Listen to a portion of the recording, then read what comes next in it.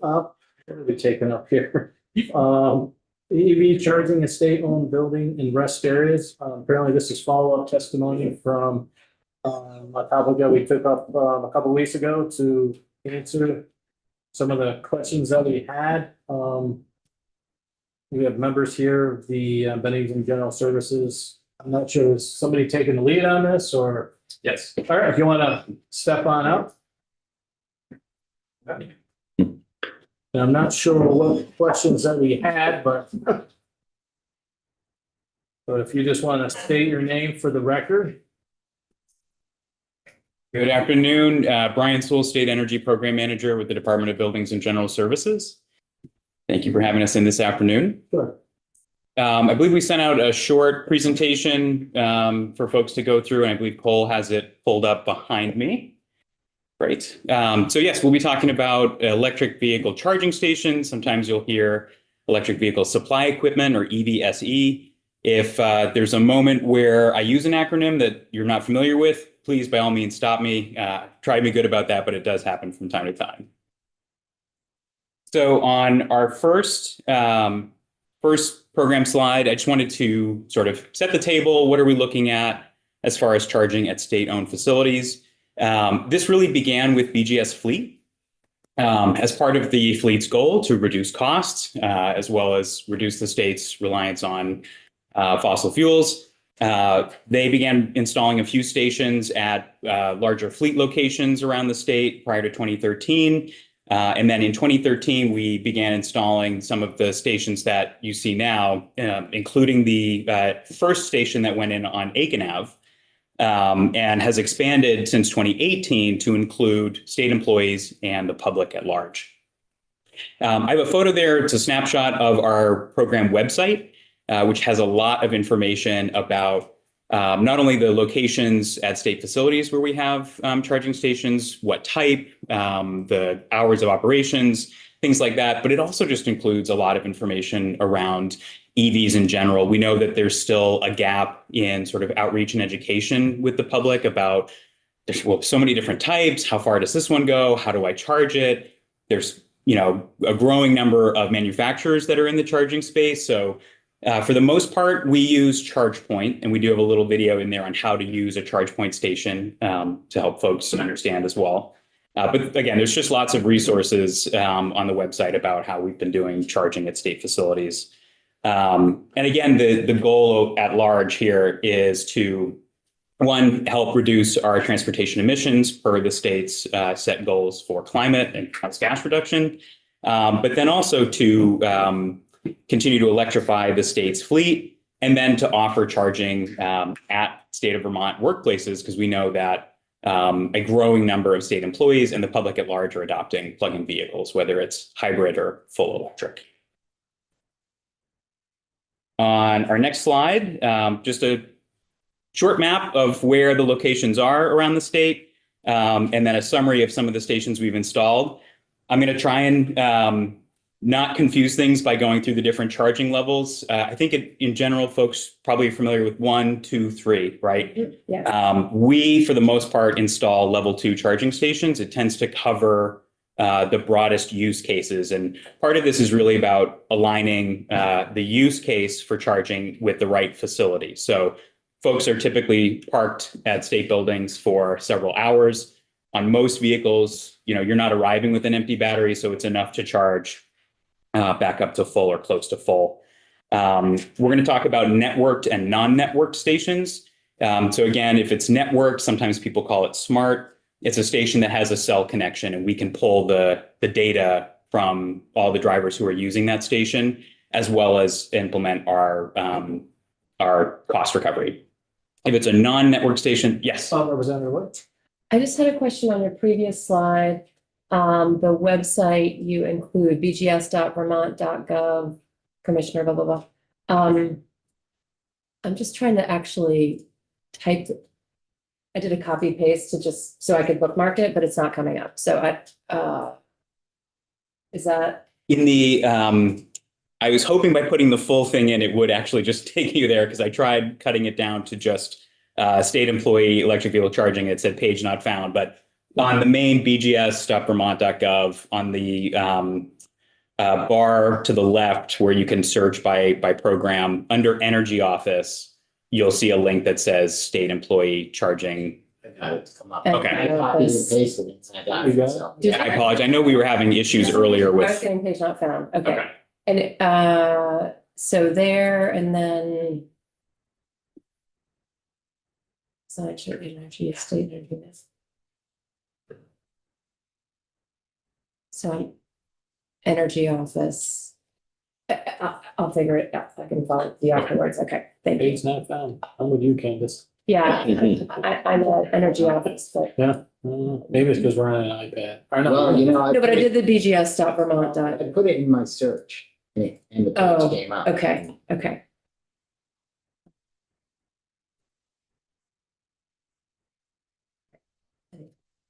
Figure that out afterwards. All right, my apologies for the URL link. So we were talking about networked versus non-network stations. Most of the original stations that were installed, there were about 12 of them, were just to cover fleet vehicles. They were non-networked. It just plug in and off you go. But as the market continues to grow, it's really important that we capture that data so we understand the trends. Having those last year was kind of fun because we saw an insane spike in use on April 8th, right, for the eclipse. Pretty much every station everywhere was being utilized all day before and after. And so it helps us, follow those trends long term. There's two notes at the bottom. So kilowatt hour output and the rough mileage per hour that you get. This is just to try and pin it somewhere in reality. It really is going to vary by the type of vehicle. They all take charge at different levels, and our stations will do some charge balancing. So if you're the first one pulled in, you're getting the full use of the station. Someone pulls in next to you, it does balance out so that everybody gets an equal level of charge. Some stations will stagger in different ways. So it's a lot of different ways to do this, but that's how charging at state. Representative Phelps? Yeah, so the 12 non-network, those are just really for employees, is that right? Because there's no transaction, no cash transaction. Where if I go over across the street there and plug in, I use my charge point and get it. So the 12 are not for the public, is that? They were only for fleet, Okay. only for fleet vehicles at specifically designated locations where, like 108 Cherry, where you'd have like 8 fleet vehicles parked continuously. And I should know the answer to it, but I don't. If I look at my charge point or other apps telling me where there's chargers, the other 32 will show up. That is correct. So we've made, you'll see across the street, we even changed the signage. So we work with operations and maintenance division, design and construction, and security to make sure that before we install a station, if it's a courthouse, right, there's other concerns that we need to take into account besides just a standard office. And so we work with all of them. And in some cases, they've asked us to make one or two here less visible to the public because it's really designed for court employees, right? Versus the full public. And across the street, we have the first 4 ports are for continued fleet use and state employee use, and the rest are fully public. Anybody can charge at any time. Okay, thank you. So on our next slide, it's nice to see the list of locations. So we broke those out. The top of the table is all the network stations. So all those stations that we can monitor, pull data, and assess a cost recovery rate. And then the ones at the bottom were the non-network stations. When we install, there is generally a goal now going forward, and this is something that we've talked with the Interagency Electric Vehicle Supply Equipment Group about, Drive Electric Vermont. There's a goal of trying to move towards at least 3 installs, 3 stations per site. We know now from feedback and people using stations, if you just put in one and for some reason that cell network gets lost or it's down for whatever reason, it might still be showing up as publicly available on the app. And then you drove all that way and you can't use it, right? So we're using some of the feedback from our own data, but also from the industry and market changes to make sure that we're following the protocol so that no matter what, there will be a station available when someone shows up to a site. And these are all level 2s? They are all level 2s, except for, No, that's right. They are all level 2. Sorry, some of them are single or double port. Yeah. And what that means is a station can have 2 plugs or 1 plug. And then we do have some level 1 outlets. They're out here on Aiken Ave for some of the smaller battery hybrids. That's enough. Or if you're parked for 8 hours, you didn't have to commute that far, that could be enough. So for the most part, we try and again match it up with the type of charging that we're going to see at the location. On the next page, we have conducted 2 state employee surveys. The first was in 2019. The next was in 2023. We're going to try and continue to survey about every 4 years. It's an opportunity for us to understand what the landscape looks like for state employees. And this is just highlighting the fact that even since 2019, the share of state employees purchasing and commuting with plug-in vehicles is continuing to grow. And Drive Electric Vermont is seeing the same thing for the public adoption at large. I think it's important to note that because there is also some national news about trends kind of flattening out across parts of the country. Vermont is not that. Vermont's trend continues to go up with the vehicle adoption for electrification. And then I think our last slide for you this afternoon just shows the planned sites for new stations. So about 24 stations that we are planning to put in.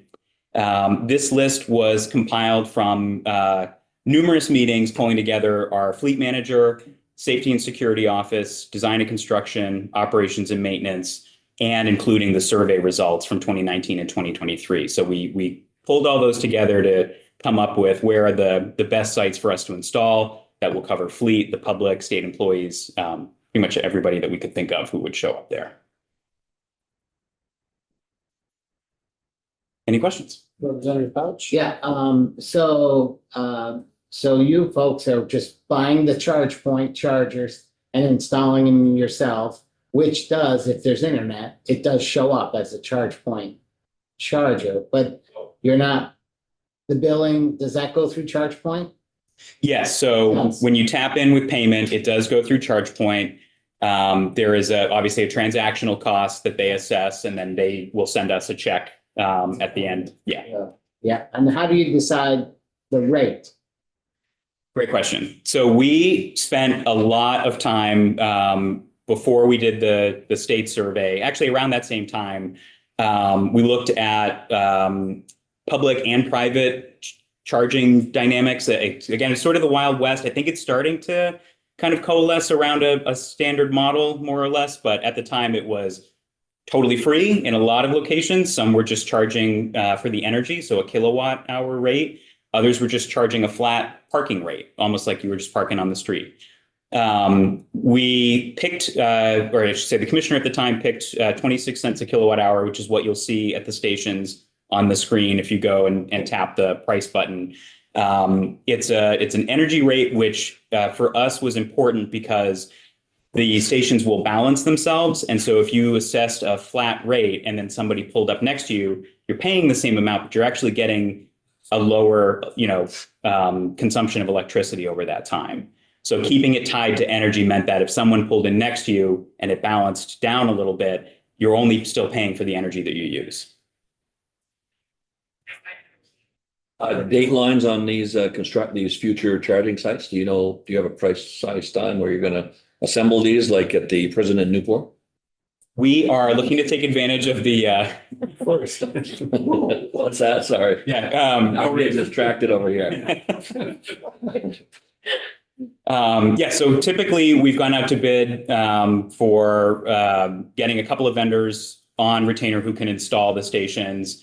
And we have a contracting process that's been in the works for a little while now, and we are hoping to take advantage of the spring and summer construction season to start work on these sites. And Waterbury Complex is one of the ones that we know needs to be prioritized because of those state employees who were consolidated and moved from Burlington.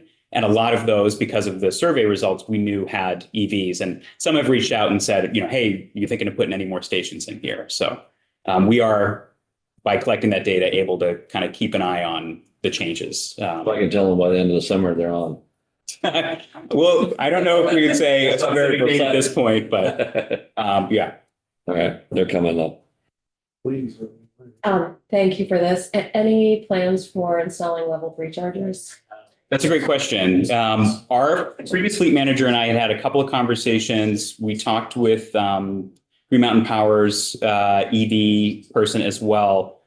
I think because, so just as cheapest to put in an outlet, more expensive to put in level 2, very expensive to put in a level 3.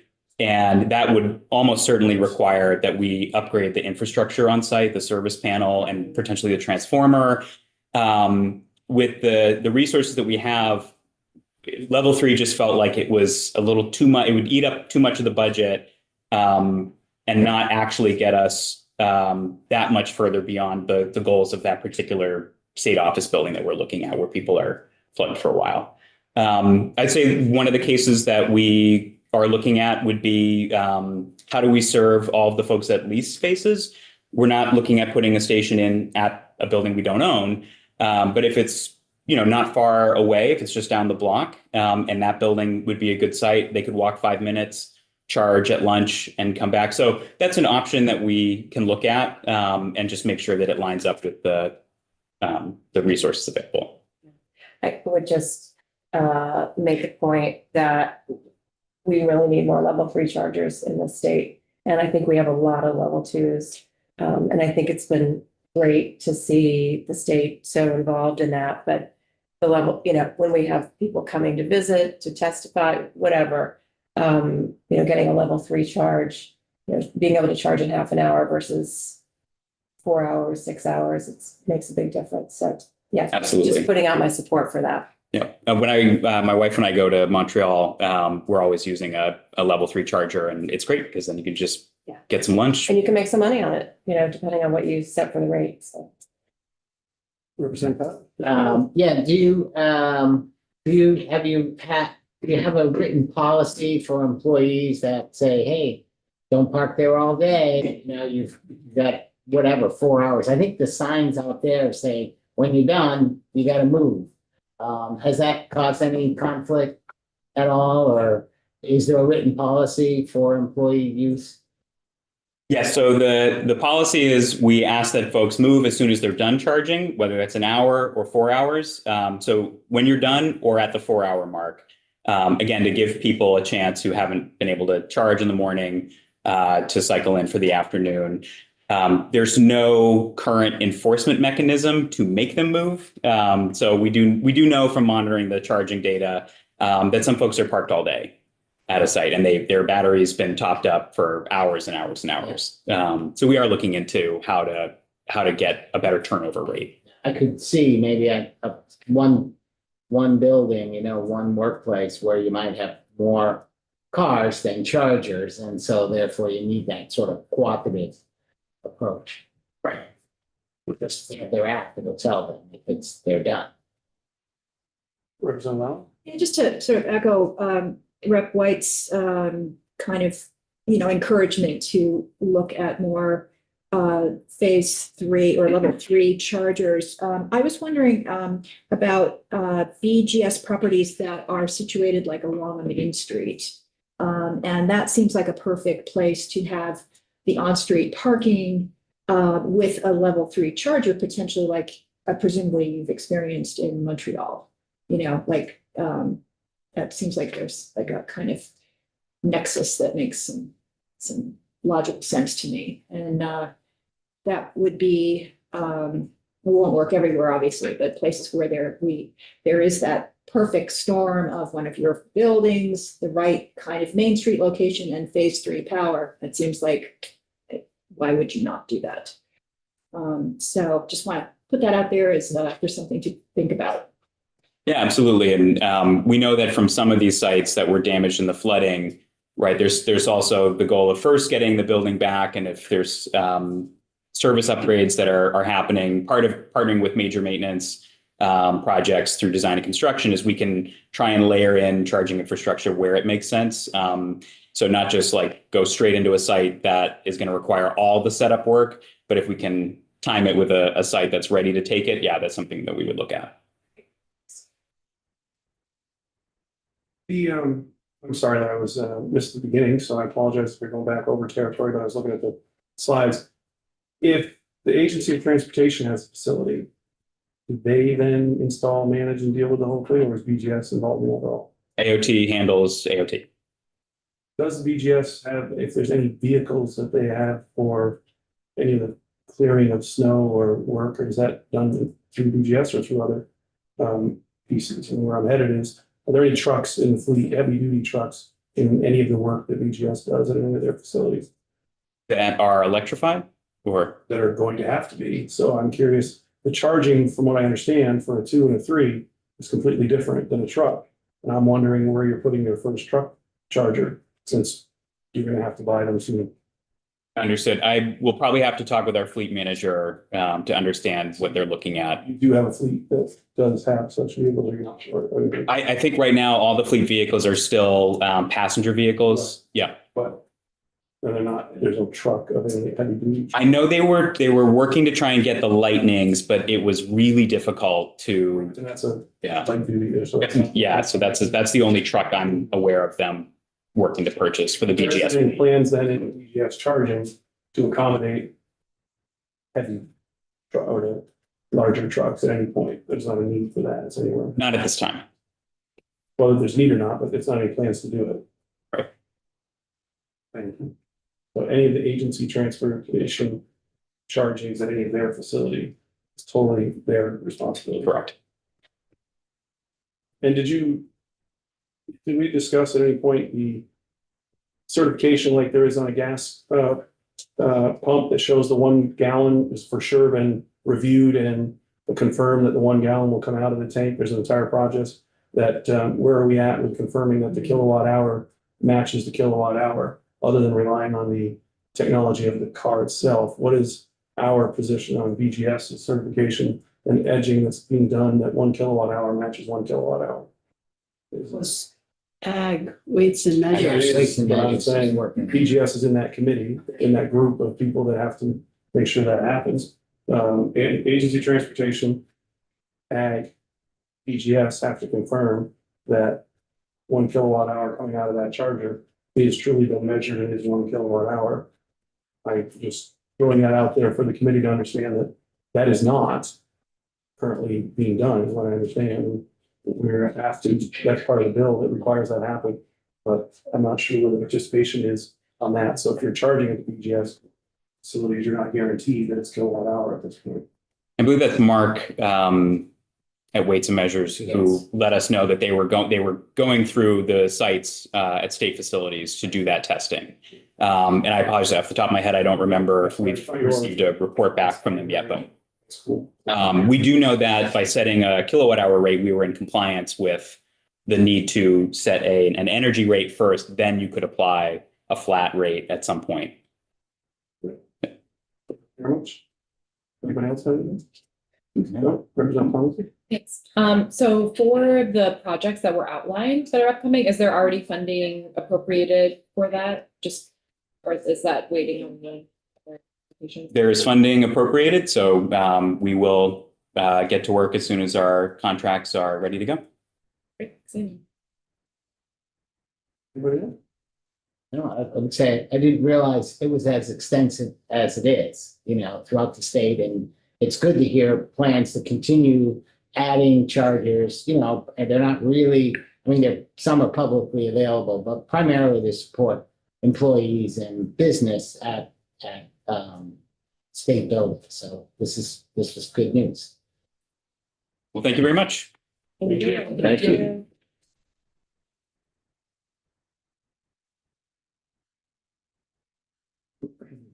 All we have for today. Unless there's anybody else that's coming up on this piece. No. Who gets to do all the talking for everybody? We could do that if we want to, or we can. Well, maybe we just sort of wrap up the, Discussion. yeah, no, it's good to wrap up the, Where we were at this morning, earlier today. About the enforcement on the interstates, Yeah. on That the was- cameras. Let's, Because it seems like thank you all we're, very much. I appreciate that. I would agree with Vice Chair. So maybe just get out there and see where everybody stands. We're gonna update the agenda to say we're gonna have committee discussion in regards to the testimony we took on the interstate camera issue. And I'm perfect that Damien is here. Well, you don't have to jump in there if we need to, but when we get off the rails here, we will have you if we need to. Maybe I wasn't prepared to quite summarize the whole thing, but you could, and I know that was very important. Representative Pouch was part of the presentation. See if I can get it right, but there was a heavy push due to safety issues in workplaces, in work zones, construction zones. So there was a narrowed in on a pilot to do at least 3 pilots at any given time over the course of a year in construction zones, right? You heard this testimony. It was supposed to start July 1st. There was a system went through a lot about issuing warnings and then issuing fines after that. The agency just testified that they will not be ready on the 1st of July to move forward. And they're saying the reason they're not going to be ready, if I understood the testimony, is that Vermont State Police and or public service, however that's described, is not ready, or I wouldn't say willing. Well, they didn't want to speak for it. They didn't speak for them, but perhaps we have to have them in. Yeah. They're not going to do it, or they're not ready to do it, or the agency in effect has put the project on hold because they don't feel they can move forward at this point. We passed a law and told them what they had to do. They haven't done it. The agency hasn't done it. The police force hasn't done it. But they haven't found a willing law enforcement partner. And now the question is going to come back to us is what can we do? But I would definitely like to open it up to go ahead and Representative McCoy and then Representative Savage. Did they contract with a third-party contractor to set up at these work zones? I don't think he said whether they've done that. So we don't They even were know supposed to have done that. I'm assuming that, so. My understanding is that they had pretty clearly one in mind. They hadn't awarded a contract to it. They had not awarded the contract. Based on the pilot idea of what would work and not, they pretty much, who could fill the parameters, they know who they want to use for the tests, is what I thought from last year and this year, but I could be, anyway. They just didn't. They do offer that service of mailing the warnings and then potentially the fines. But when we were in committee, there was pretty, if you can speak to that, there were pretty significant reasons not to have them do that and to have our own law enforcement people do that. I don't remember exactly what they were. I don't think that anybody, so if it's a ticket, a moving violation, it has to be a law enforcement person to do it. And I'll just speak up. Been thinking about this, and I think we should just go back and say, this is what you have to do, go do it. And if the state police say it's gonna take too much time, well, it's only a pilot. After the pilot's done, tell us how much time it actually took, log it. And how many tickets you issued and what the speed, if the speed went down at those areas, which they were supposed to be measuring, what the actual speeds are. How many tickets the contractor issued, how many of those, how many notifications to state police did the contractor give through the computer system? And then how many tickets did the state police issue? And, I prefer not to go back and try to rewrite the whole bill. Please, go ahead. Yeah, I just want to say, remembering the testimony that we had and how vulnerable the construction workers feel on the highway and how people just routinely disregard speed and, and they're out there, they're living ducks, right? Representative. Well, and this contributes to our workforce challenges. If we're not even going to protect the people who are doing this work, that's going to make it harder to for folks to do that. We took a lot of testimony from employers who said that this is really essential. So I want to honor that.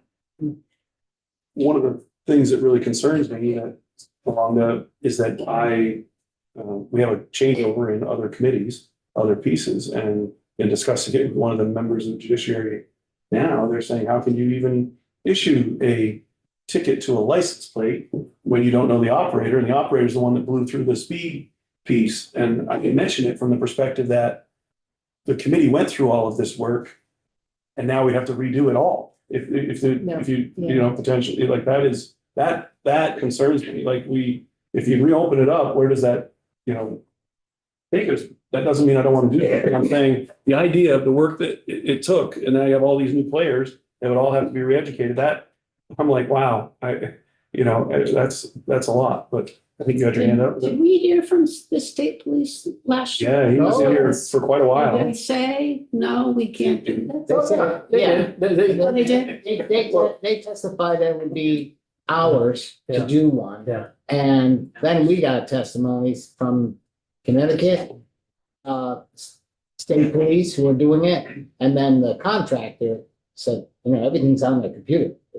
It's certainly less time than issuing a ticket out on the highway,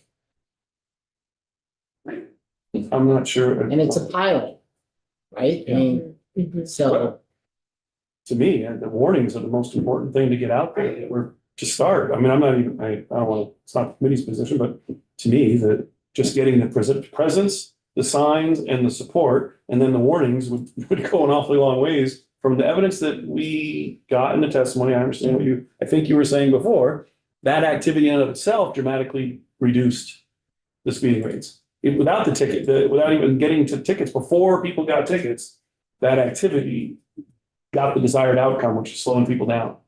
And we're not, and hence Connecticut's moving forward with it. I hadn't heard that for sure. They were at the test, right? They are moving. Yeah, that's We what I could thought. hear about that. that. Did you have your hand? I'm sorry. Did you have your hand? No. I don't know if that's fair to put Damien on the spot, or this even is an area that I just don't know what we can do. Well, maybe Damien can pull up the actual language that was passed, the bill that was S passed one last year. eighty-four. S 184, and then we can look at sort of law Now it's an act of enforcement. some sort, right? Yeah, well, yes, it's an act, Right, but, yeah. and just, we can hash over, the law enforcement piece. What that means and, Cam, can you send me the link, please? does the state police have an out on that? I mean, I'm not sure, but yeah, if you don't mind pulling that up. What do we? Oh, it's funny, I was on the fence about coming up here and I was like, I need to check in on what you guys need for the motor vehicle bill. Here we are. Totally different. Well, this is totally, right. Totally different, but But this is testimony that I don't know if you're up to I watched it yesterday, so yeah. the chief of the highway department, Chief Jeremy engineer, Reed, yeah. chief engineer, thank you. Jeremy Reed testified that they're not moving ahead with the program, and made it clear that they were ready to, but the Vermont State Police are not.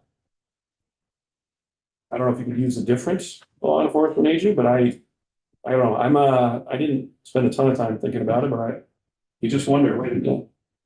You don't get to choose which law. Aren't the police the ones that tell us you don't get to choose which laws you choose? Oh, Yeah, I know. We're gonna need, But the question is, do we single them out, or we just say law enforcement, could be the sheriff or the state police? could That's somebody what I was else, wondering. could somebody else do it? Do it, yeah, yeah. We have, what's his name? Well, hell, we gotta- Our sheriff is head of the sheriff's association, Yeah. Mark Anderson. Oh, yeah. Yeah, If we. There's a lot of ifs, but my feeling is that Bill specifically says law enforcement, that, whatever that definition. it is, okay. We really don't have an idea of how much work we're asking them to do. I thought we did take an idea of testimony. Yeah, we like that Connecticut has this program. Yeah, And, But the amount of traffic that's going through a site. right, and so, I mean, are we talking about a dozen? Or are we talking about 1,200? I think we're talking about a small number. I thought there was So the- 600 and something that they did in Connecticut Connecticut, last year. I don't know what's yeah, that. you have to look to see how long they did it for and. Yeah. All that. Yeah, But so 600 in Connecticut seems like quite a few for what they have. I just don't think the administrative burden is going to be so large that they couldn't do it. No, I don't think so. But- Well, Yeah. I would say those that were on the committee that were involved in it last time, and that would be our perspective, as I recall, was that the administrative burden of sitting down and doing however many that came in from that report. Should we invite the commissioner of police to come in and Well, that's talk to us? one of the options, is what are we gonna do about it? Yeah. That's where we're looking to say, what can we do? And then, yes, we could have them, we can. I would assume we could ask, I would look for Damien to answer that, let's say this, they've already asked to come in and testify on other bills, so they are available, and they do have somebody that speaks for them regularly in this building, and we had the state police in here at least 4 or 5 times last year, it seemed like there was Yeah. multiple. But the question, I guess the problem is that state police aren't the only law enforcement. Right. That's what I was wondering how we worded that. They're gonna say, well, I'm sheriff's doing. Well, and then wasn't there discussion yesterday that there are police who are employees of the Department of Motor Vehicles? Like there are law enforcement Yeah. positions within Yeah. DMV, which is Mhm. under our purview Then you get into- technically. Oops, I'm sorry. Yeah. Then we get into the questions that we don't, because we're not judiciary. Do you have to be the state police to write that ticket on the interstate? And if you're not, do you have to be the Yeah. town that the actual setup is in? No, can a town that's not the setup? No, the bill is gonna define exactly who it has to be. They have to be a licensed. Yeah. So it says that, I'm sorry, I put it down in the bad low section of the screen again, but it has to be issued, sworn, and affirmed by a law enforcement officer who inspected the recorded images and data. The question, I think it is a valid question about jurisdiction over the area where the area in question where the traffic camera was placed, and I don't know the answer to the question of who has jurisdiction. There could a DMV enforcement officer issue this ticket in lieu of the state police. I think typically the state police enforce the speed limits on the interstate. I don't know where the line is between the DMV enforcement and the state troopers there. But that is, I think that's really the issue that we're dealing with here is, at least on the law enforcement side, is that you have to have a law enforcement officer review these images and then affirm that there was an actual violation here, that it's the actual license plate number, et cetera. And then the civil violation gets issued and it's treated the same way as any other civil violation. So he did discuss yesterday the surcharges and so forth that are with that in addition to the amount. So What's the civil violation? It's not a speeding ticket, what is it? yeah, so a civil violation, the civil violation complaints relate to, and I'll pull up the statute here, but there are a number of different things that can be enforced at the Judicial Bureau. It's not a speeding ticket. Yeah, I know. Oh, is it then? Or, because it's not on the driver, so it couldn't be a speeding. So there's actually language in the act that this would be issued if you are not being issued a speeding ticket specifically for that. So if a law enforcement officer goes after you and pulls you over, let's say you blow through there at 90 miles an hour and they go after you for being 30 over the speed limit, then you would be charged with the 30 over speed limit violation, And not the points. camera. Your. And points, your- et cetera, your yeah. insurance company will find out about it, but there's no points. The Mhm. insurance company's not told, it's really just a ticket. But yeah, and I'm saying, what do they call it? It's just a ticket of what? Yeah, so the civil violation complaint, Civil penalty. Yeah. and this is an area that I don't know a great deal about, so you're going to run up against my limits here We did quickly. but- go through judiciary last year with it and went Mhm. through all of it to ensure that, they went along with it. I'm not trying to undo it, I'm just trying to say, I was discussing it, and they're like, it can't be a speeding ticket because it's not directed at officer. So what is it called, I guess is all I'm trying to, it's some kind of Civil Right. penalty, civil penalty. that's. So- I think. And they went through all of that, and they decided it was all stuff that was doable. Yeah, so they're not tearing that part of it down. What can we do? And then I guess the second question, we had options, what we can do as a committee, what can we do? And then, of course, the next question would be, what do we want to do? What do we, out of those options? So how do we find out what our options, what are the things we can do about this? So just so the bill says that a law enforcement officer means an individual certified from by the Vermont Criminal Justice Council as a level 2 or level 3 law enforcement officer under 20 VSA, but and is a state police officer, municipal police officer, sheriff, or deputy sheriff, or a constable who exercises law enforcement authority pursuant to 24 VSA 190, 1936 Act. So So- it doesn't necessarily have to be a state trooper. Could be any of those. That's the problem, is nobody's raising their hand.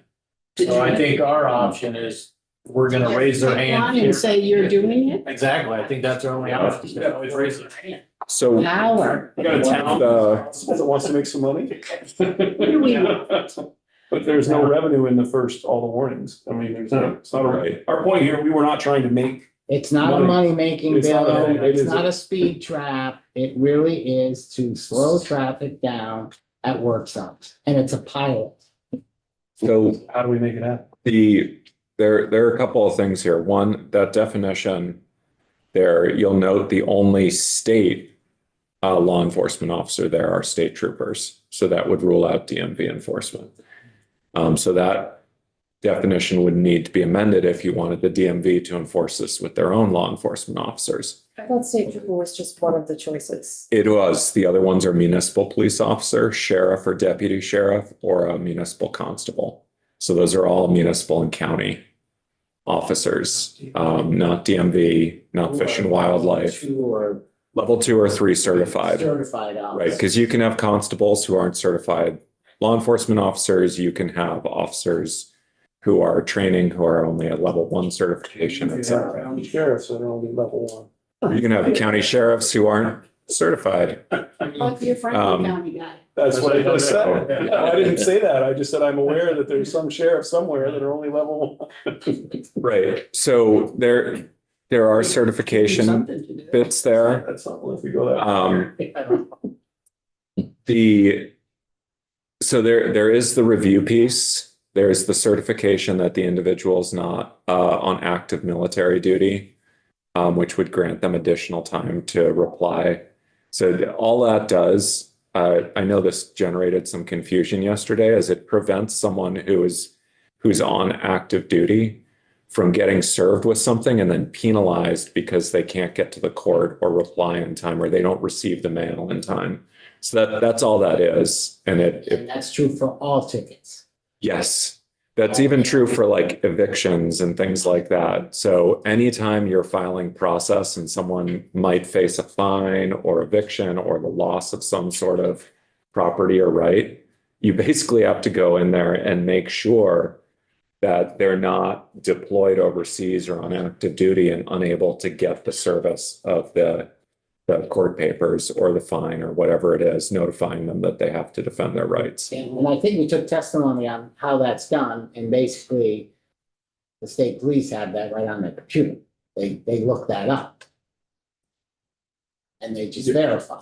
But don't we think DMV has that? And maybe I just keep on going back to the DMV because it's in transportation, but It's not DMVs. They don't give speeding tickets out.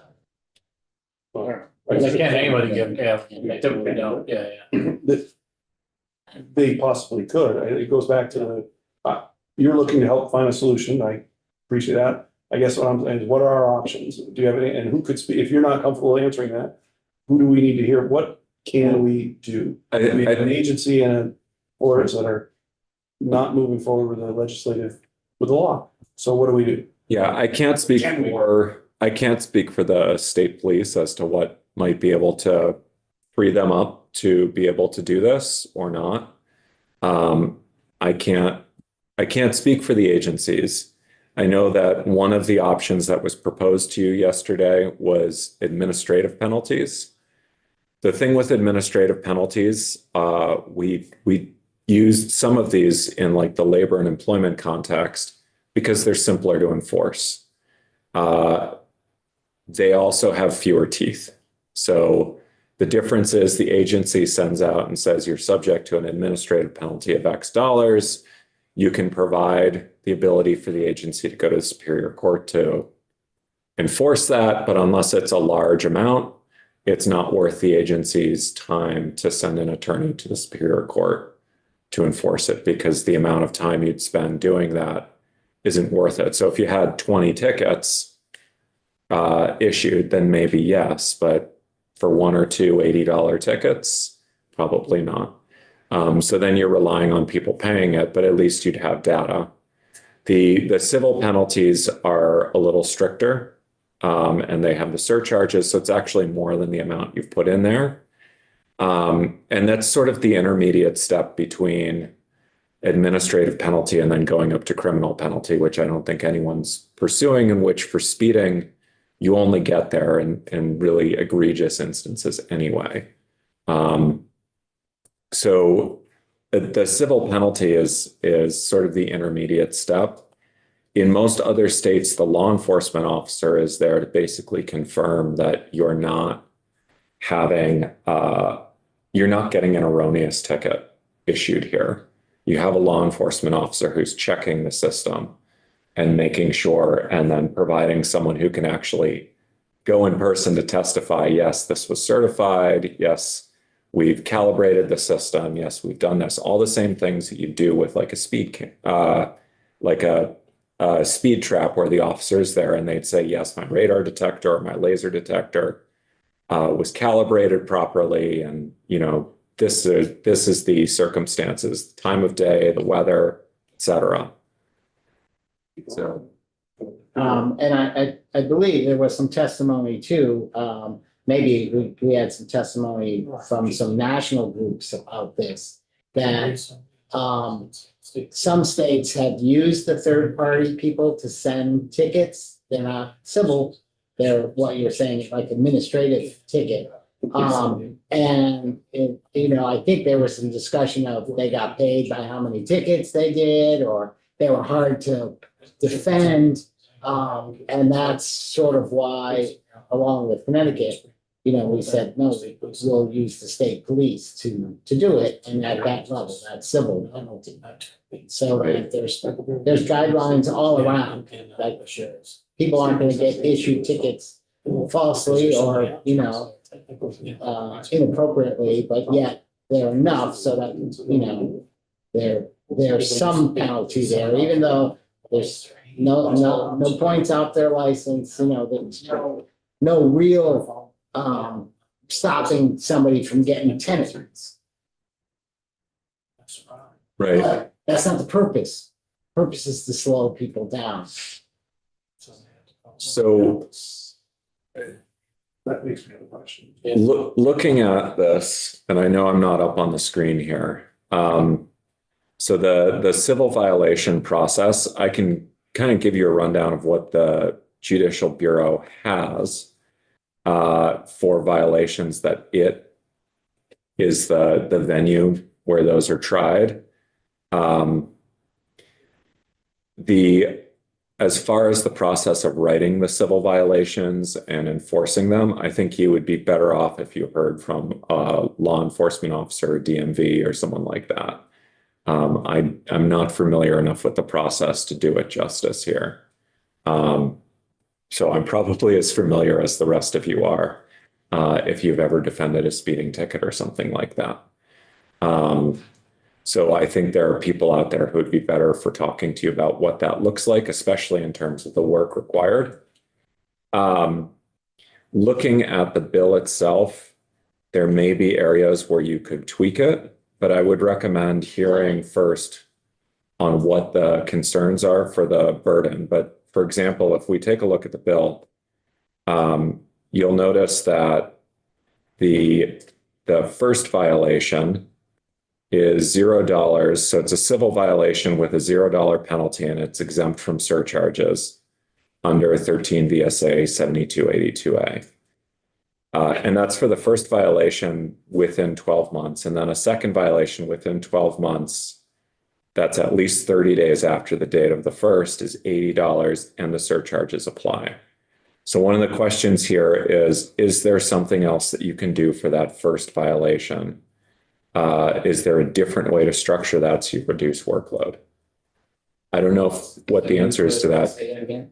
So could you take this first violation, and instead of having it be a civil violation of $0 that's exempt from surcharges, just say you know, it's a warning, a written warning that you, well, so you're right. So you could increase the amounts. But if your goal is just to notify people that, hey, we're starting to enforce this. Here's a picture of your license. Here's a picture of your license plate and a written warning that beginning on X date, if you go through a speed zone or one of these work zones with the cameras, you'll be subject to an $80 civil violation. I don't know if that saves work. That's a question that's really for the folks administering this, whether that would save a meaningful amount of work.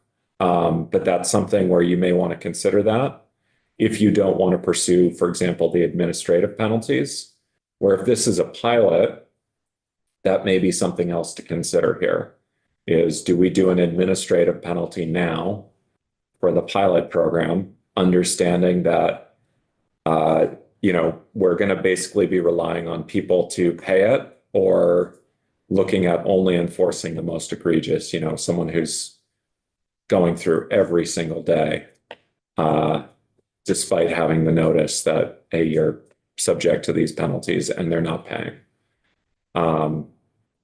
Because honestly, at $80 or $160, if you're looking at 80 and then 160 thereafter in 12 months, the value of your attorney's times here at the state is, even if you break it down to what the hourly rate is that you're paying attorneys, a few hours work will put you over these just on salary, not including benefits, and not looking at the other work that they're putting aside. Billable rate for a private attorney would go through this. You'd need multiple violations just to get an hour. So that kind of gives you a sense of, balancing the value of that time out. And it could be dedicated somewhere else. I know our attorneys who staff AOT are quite busy and thinly staffed. So, then the question is, are you dedicating resources here from something else? And if you are, it's got to be a lot of monetary value for the state to pursue it for an administrative penalty. Or administrative, but a civil one, the people just pay. Civil, right. Yeah. You pay it, and if you don't pay it, you still owe it. Testimony said, Right. yeah, most people paid it. There were a couple of court cases and, they weren't an issue because of the way everything's calibrated, all the data, and all that, so. Right, and the way the civil penalties are set up too, with the, you can admit and pay or challenge and then run the risk. And so there's, it's that whole system is set up, and that is probably why you went with this. I wasn't present for this bill last year, and I have not had a chance to go back through all the testimony. He was our.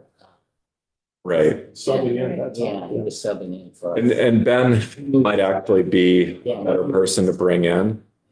He's been my consult when I've worked on language around these issues since then, but he's got quite a full workload this year too. But I can also follow up with him and find out if there are other options that are worth considering. And but I would say, step one, if you're interested in figuring out, how do we make it so that they just do the pilot, would be hearing from the state police as to why they don't think that they can do this and why their estimate is so different from what you heard from other states. I have a question then along that line. Okay. Because we didn't specifically mention or say that the state police have to do this. It Right. could be any law enforcement piece. Is that they're all out of it? Is that how they get out of saying, no, we don't have to do it, let somebody else do it? So this is an agency of transportation pilot. Yeah. Um, The ticket could be ordered by any law. We didn't say, Vermont State Police, you have to do this. I think so. Yeah. So is that why they can pass? Yeah. They would be. Okay, the agency, so maybe I misunderstood that, and the agency is saying they didn't get any willing partner in law Correct. enforcement to do it. Yeah. Not that just the state police saying no, anybody they asked or anybody, we'd have to. Yeah, so you're looking, you're only allowing the ATLE systems to be utilized at a location in the vicinity of a work zone on a limited access highway under the jurisdiction of AOT. So one, your question is there even an option for AOT to look at another law enforcement agency? I think the easiest option for AOT is to use a state law enforcement agency. So the question is, do you mandate that state police support this? Do you provide authorization to use DMV police or something like that, or other state law enforcement? We have multiple other state law enforcement entities. Probably DMV is the most appropriate in this case, since we're talking about traffic. But your third-party vendor is really just for the hardware and software that comes with this. It's not for the actual processing of the claims. And you're only looking for the pilot program at AOT work sites.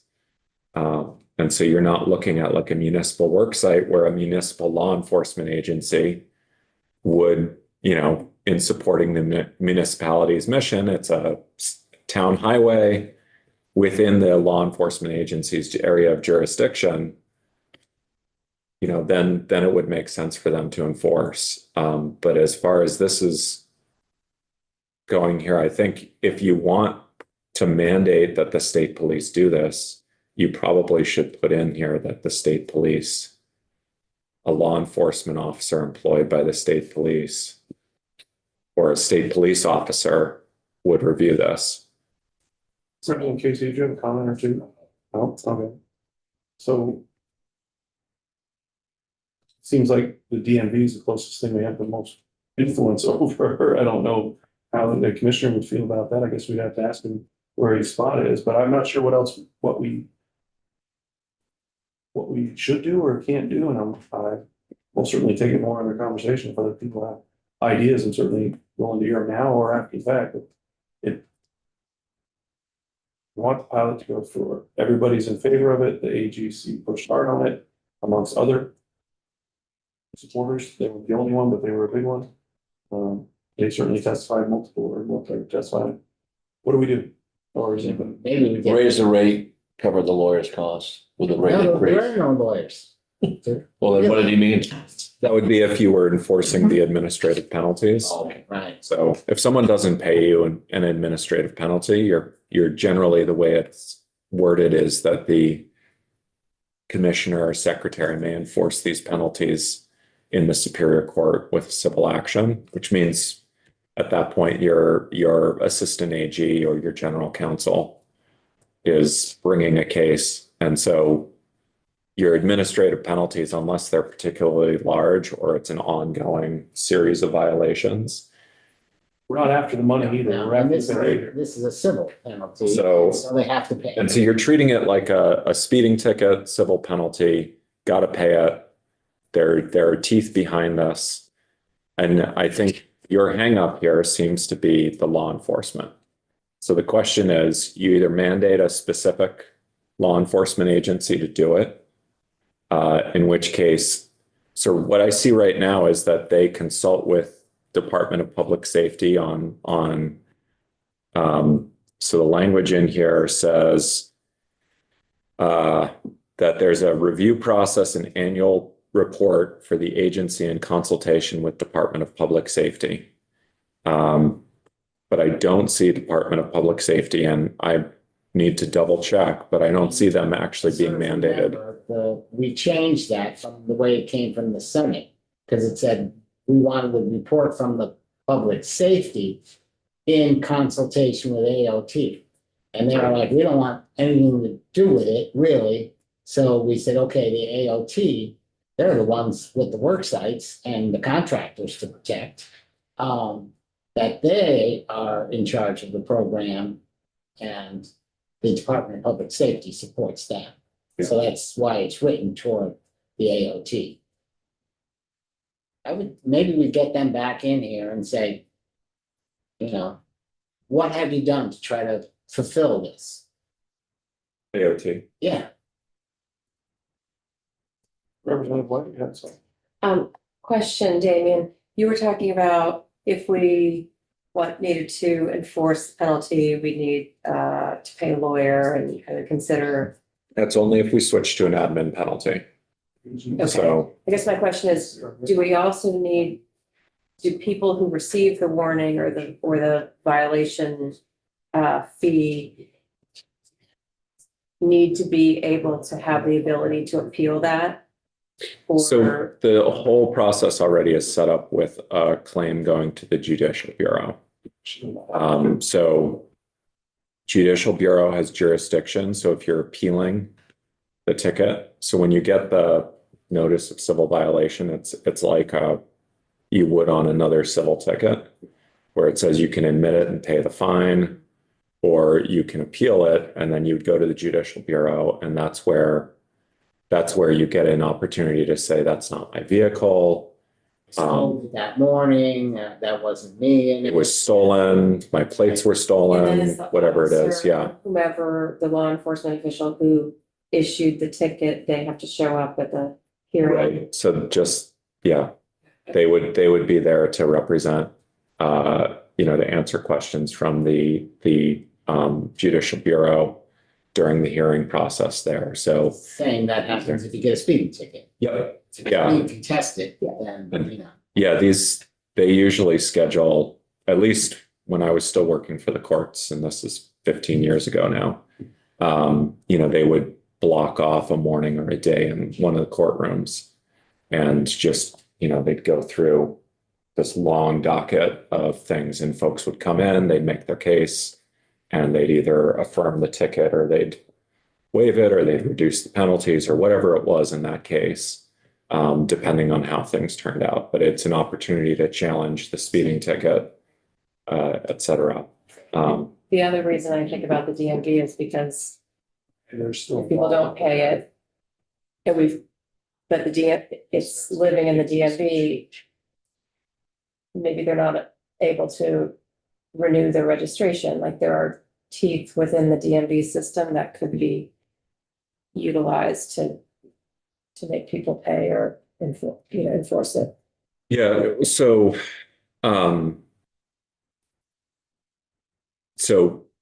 under the current law, if you're charged with violation, you have 21 days to request a hearing or to accept the penalties without a hearing. And if you fail to answer the complaint, to either accept the penalties or request a hearing, there's a $20 penalty, a $20 fee for that.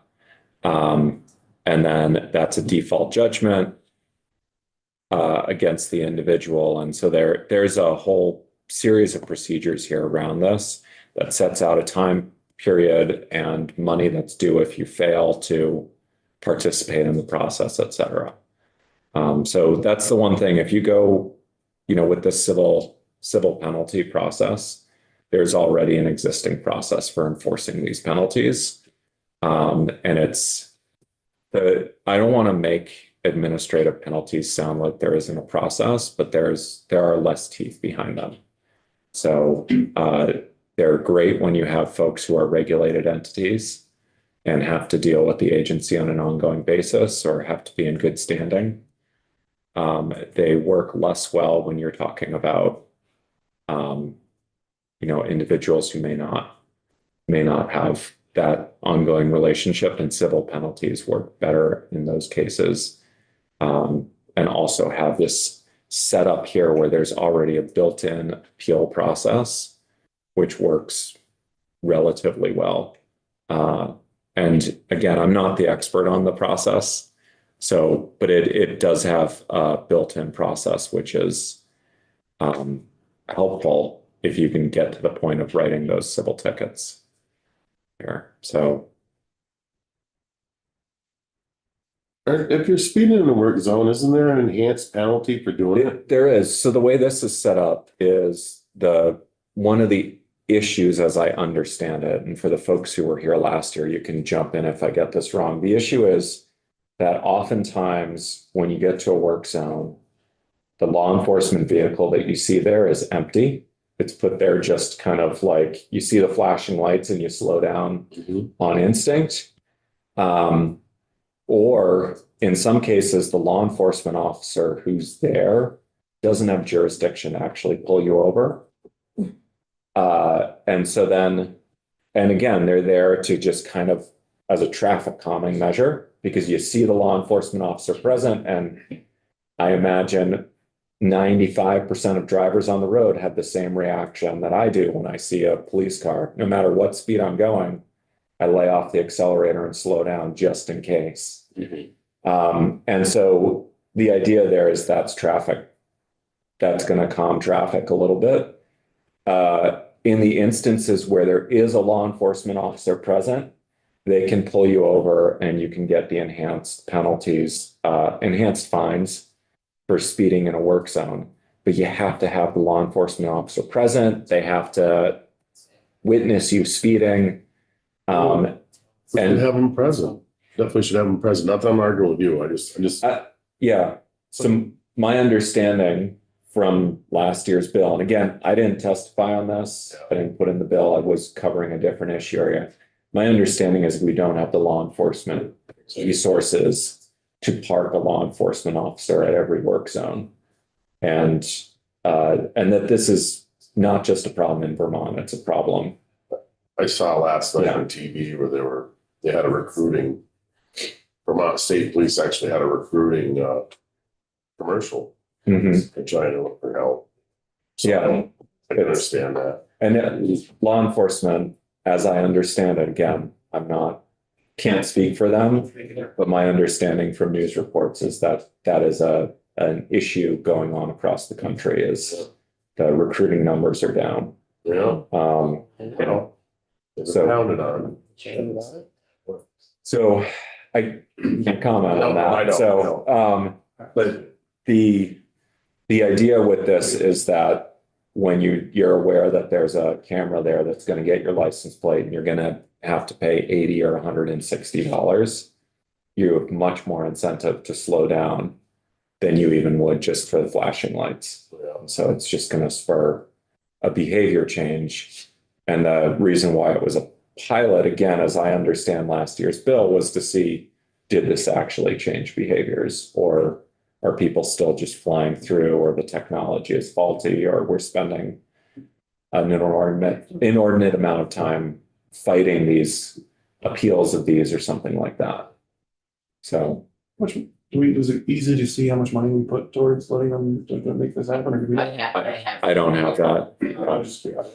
I can find it. Since the money is not what we're after, Was I a think grant. it might be there was a grant. There was a grant that we got from the You're right, they did say. that the safety other day. program, national safety program. Yeah, you're right. Paid for this. We talked about that, but Jeremy, Which was it? I'm looking it up. Yeah. did say that. And If the tickets aren't what we're really after, it's the behavior and the warning and the lights and the cameras. That would be potentially one option could the agency still move ahead? Even if it was just a warning thing? No, that was a problem. Yeah, we didn't, a penalty. Because we couldn't use that money. Yeah, that was the whole. current- Right, that's right. You couldn't get the grant unless you paid, Yeah. they enforced the fine. Alright. So. So What would Barney Fife do? Yeah. Pretty good. it Pull his was bullet voted, out. it was voted out of this committee 10-01 last year. So committee speak about it. And it's federal funding. I don't have the amount. So right now, we're under a couple different parts. I reached out to the AGC directly yesterday. They're out of town this week. They have a national conference. So the people that I know most directly advocated for are not here. Representative Pouch is reaching out to their lobbyists, see what they have to say, since they were a major push for the bill, Yeah, just to stir up their piece. well, we know what they're gonna, Right, but what are they gonna do about it? Oh, yeah, well, yeah. They can do what they're gonna do, but what are we There was a suggestion that we have the agency come back and tell us exactly what roadblock, more specifically the roadblock they ran into or not, where we could have that conversation. We could explore the idea of the DMV potentially writing these tickets. I think our village council made it clear that more influence we have over and more relationship we have with the group doing the work, the more influence we have to make sure it's done. And that's a potential option. I'm just looking for options of what we can and can't do. The DMV writing being a law enforcement officer writing a ticket, we have far more influence over or relationship with the DMV than we do over judiciary. What we're not gonna do is figure out how we have to reopen the bill, because that is gonna be just, maybe we have that, but I would think that would be our last resort, because that is gonna go, it's gonna absorb some serious committee time. We don't wanna do that. Yeah, well, I mean, you could just be out on the bill, but just in our DMV, you could say the state police It's not a bill, shall I'm sorry. enforce, I mean, whatever. Yeah, I said that. To do that. We could amend. But yeah, I mean, we force somebody to raise their hand, or we just get the parties in that had the opportunity to do this, maybe just say, hey, you know, what are we missing here? Why are you so not opposed, but what's giving you heartburn of, you know, doing this? You know, just hear them out, maybe there's something that would change or do whatever, but yeah, outside of that, I mean, there's really no other option, just trying to understand their concerns or saying, all right, We wanna you're gonna do it. We wanna bring in the state police and ask them to testify. Oh. Is that I what you're think that's, suggesting? well, I'm suggesting maybe the sheriffs, I mean, they do this quite a bit, I'm surprised that they didn't want to do it, Mark Andrews. Well, did we actually, did they decline? They all took. No, but I mean, I didn't, We don't Yeah. know. who the I mean, we agency have has them- Exactly. we didn't actually get them in. Yeah, so I mean, I would just hear from the sheriffs, I mean, the state police, you know, that they're. I mean, Should contact- Wouldn't hurt to have them in, but you know what they're gonna. Mark Anderson is he's Yeah. still head of the Sheriff's Association. I believe so, yeah. I think we get the AOT in here. It's up to the AOT to find the law enforcement to do it. Yeah. It's worth noting too, like if you need to amend the bill, you can do a pretty discrete amendment.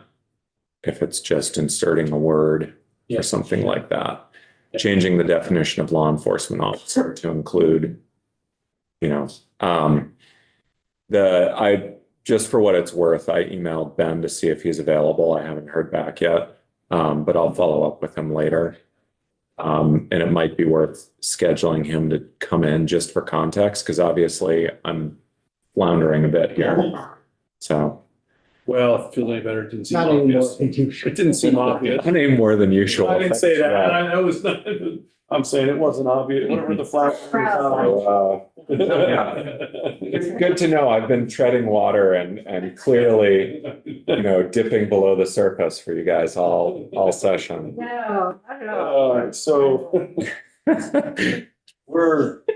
Yeah. is there anybody that would, well, I guess it'd be fair. I don't want to take a vote per se, but if you have concerns about doing nothing about it, if there's, you know, whatever, I don't know. If there's any other views that haven't been represented, I'd like to hear them the next day or two as we move forward. It's not going to get solved in the next day or two, but we are going to dedicate some level of committee time and effort to this. We're on board with that. We think it's important enough that we want to do that. Well, we Understand? can't be passing laws this year if the ones we passed last year aren't being followed.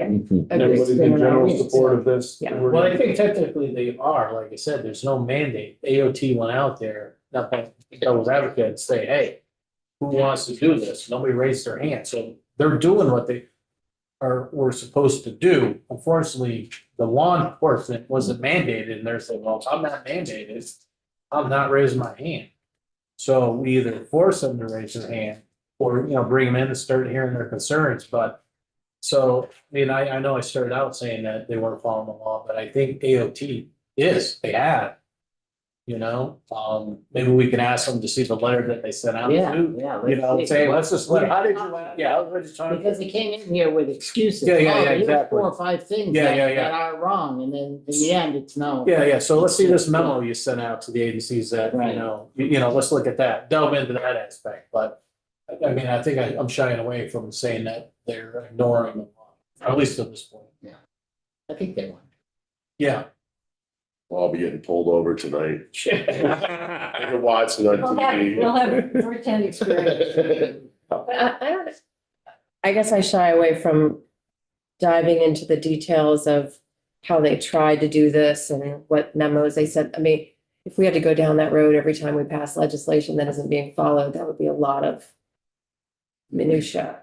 Well, hopefully that doesn't happen too often. Hopefully they just go along with the law. I mean, this is a reverse side, but they're, I mean, I look at it, I guess, just the opposite. I mean, this is something that they're should be doing and they're saying that they can't. Well, why can't you? Yeah. You know, so this is like, I don't think we're opening up Pandora's box, you know, micromanaging. We're just saying, all right, you know, this is important to us. You said that these agencies couldn't do it. You know, how did you ask, you know, what, you know, I think that's fair. Well, there's a difference there, but essentially the issue of micromanaging versus oversight. Yeah. In terms of if they fail to move a project forward, or move something forward, I guess that is the question. I'm not saying that you're wrong. I just said I'm saying there's two different ways to look at it in terms of, are we micromanaging because we're in oversight or are we not? But I don't know how comfortable I am putting somebody on the chair that says, you know, what did you do or not do? But I'm certainly going to go back and ask these questions and see where we're at for answers on that piece. In fact, I already type a text, tell our main liaison, go back and watch the last 15 minutes of the testimony and give me your answer. That's my direction right now is what I'm, you know, I'm not gonna throw them in the chair unless they don't answer me then. Yeah. Right? I would say, okay, go watch the 15 minutes in response and, you know, let me know what the Yeah, agency what's the- plan, yeah, what's the what's game the plan, what problem? happened, Yeah. where are we gonna go from here? I do that for now, for sure.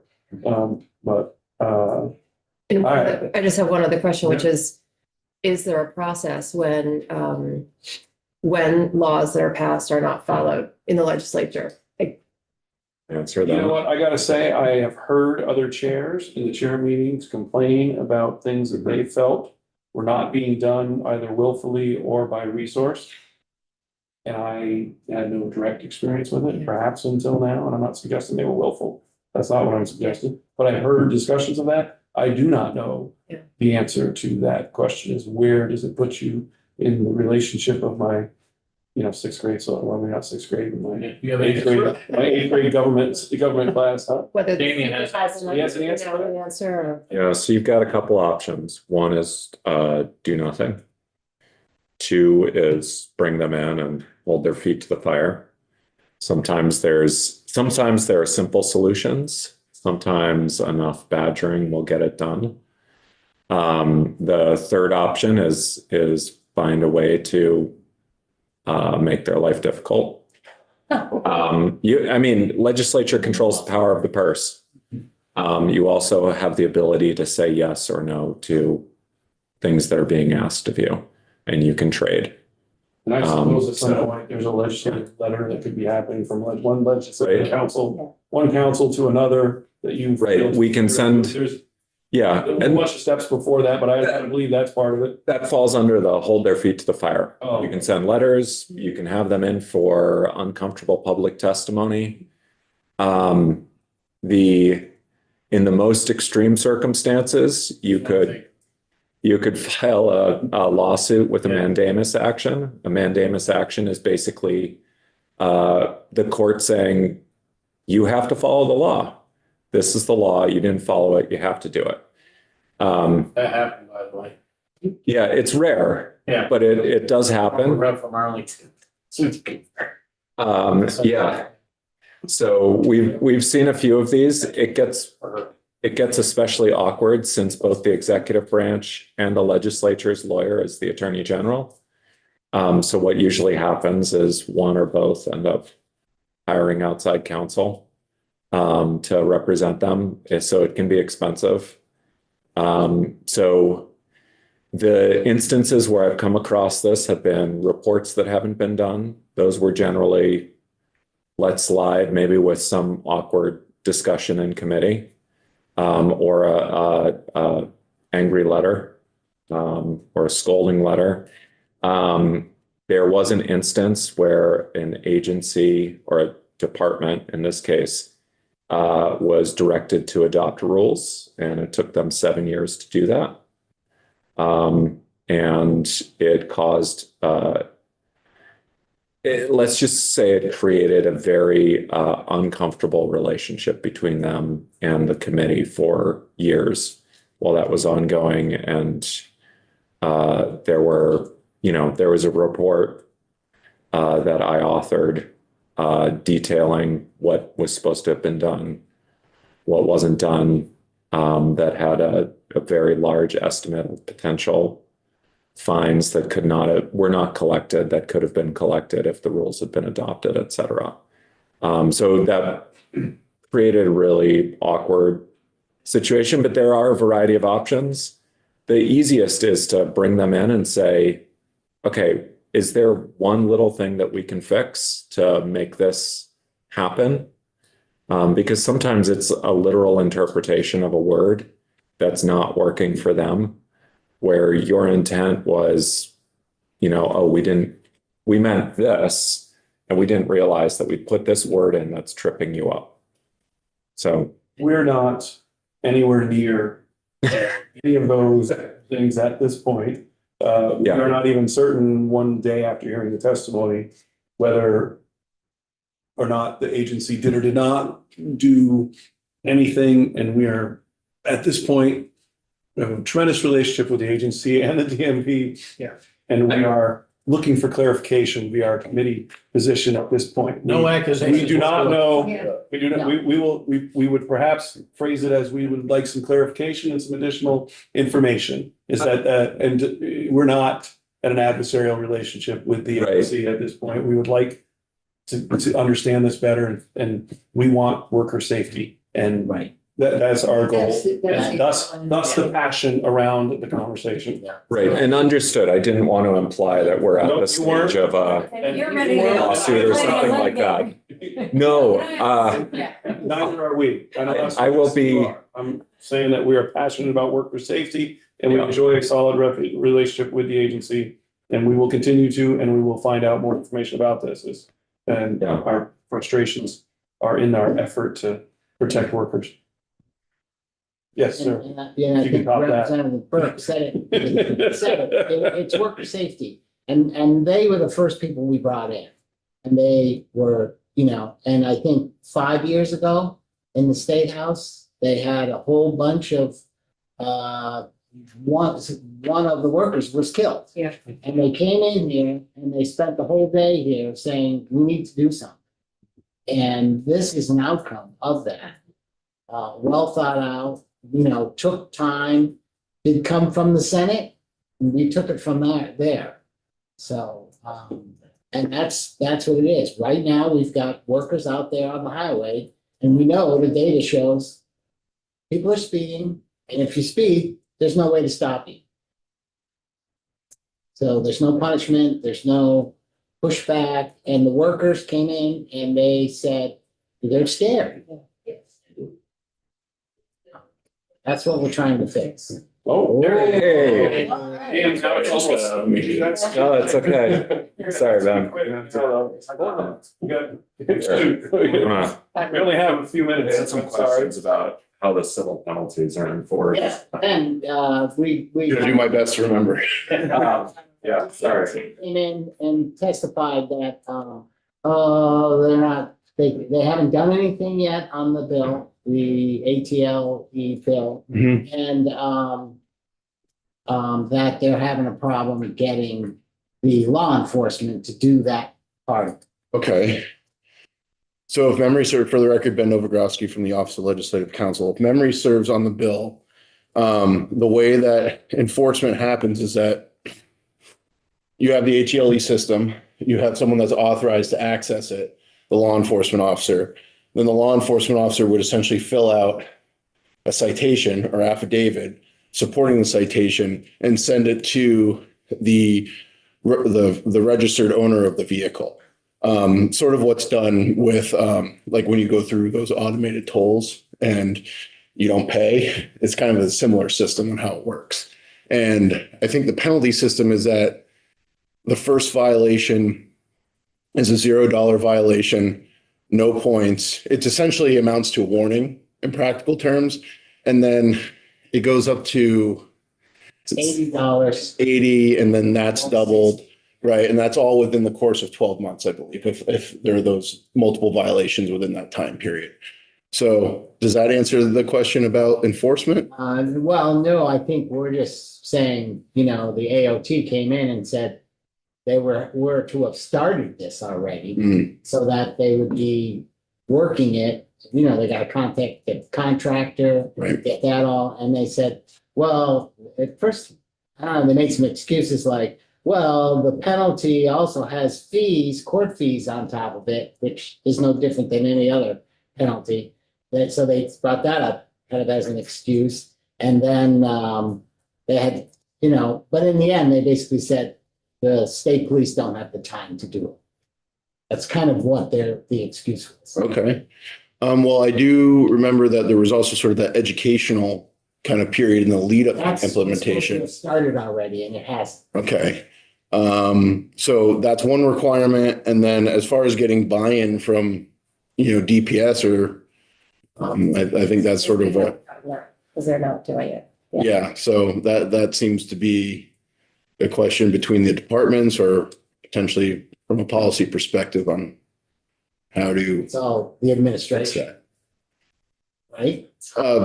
I mean, yeah, they're all executive agencies, so, yeah. We're discussing what are our options of what we might do at this point and not do, and whether how to pursue, and understanding that perhaps because we left it open to law enforcement to do that, we didn't specifically say that state police has to do this.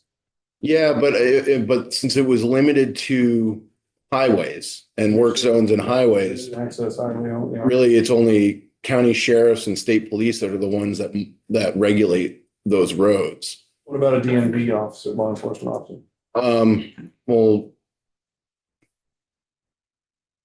I'd have to check, but a DMV, it depends on how those work zones are set up and whose Because there are those DMV trucks that you see. They do write tickets. I Yeah. just want to understand. I don't know the answer to the question any more than what you're saying. Yeah, It was one of the suggestions that was thrown out. We have far more influence over the relationship with the DMV than we do over the Vermont State Police, especially since we stopped the $20 million tram. well, and I do remember that the implementation of all of this was contingent on the receipt of federal funding, so I don't know what the status of that is. I believe They said they're good to go. Okay, so That's, right. and because they feel they're excited about the I law think we get enforcement. the AOT in here and say, what have you done?